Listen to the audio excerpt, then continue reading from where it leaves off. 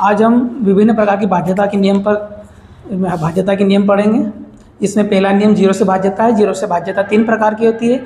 यदि हम जीरो से जीरो का भाग देंगे तो अपरिभाषित होगा, यदि हम किसी संख्या में जीरो का भाग देंगे तो वो अनंत होगा, और यदि हम किसी जीरो में किसी संख्या का भाग देंगे तो जीरो होगा। से भाज्यता समस्त संख्याओं में 1 से भाग चला जाता है, किंतु 1 में किन्हीं भी संख्याओं का भाग नहीं जाता है। 2 से भाज्यता के नियम हम यह देखेंगे कि संख्या का अंतिम अक्षर देखेंगे जिसमें 0 हो, 2 हो, 4 हो, 6 और 8 हो।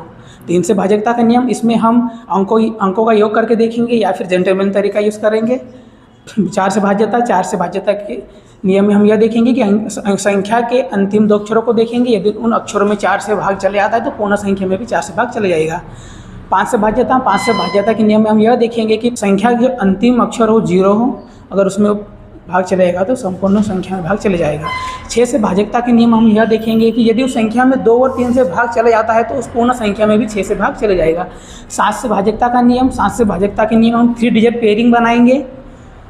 8 से भाज्यता के नियम हम देखेंगे कि उस संख्या के अंतिम 3 अक्षरों को देखेंगे। अगर उन अंतिम 3 अंकों में 8 का भाग चले जाता है तो समस्त संख्या में भी 8 का भाग चले जाएगा। 9 से भाज्यता हम अंकों का योग करके देखेंगे या फिर जेंटलमैन तरीका यूज़ करेंगे। 10 से भाज्यता के लिए हम उस संख्या के अंतिम अक्षर 0 हो। 11 से भाज्यता, यदि किसी संख्या के सम स्थानों का योग तथा विषम स्थानों का योग का अंतर 0 हो, 11 हो या 11 के पहाड़े में आने वाली कोई भी संख्या हो तो वो संख्या 11 से पूर्णतः विभाजित हो जाएगी।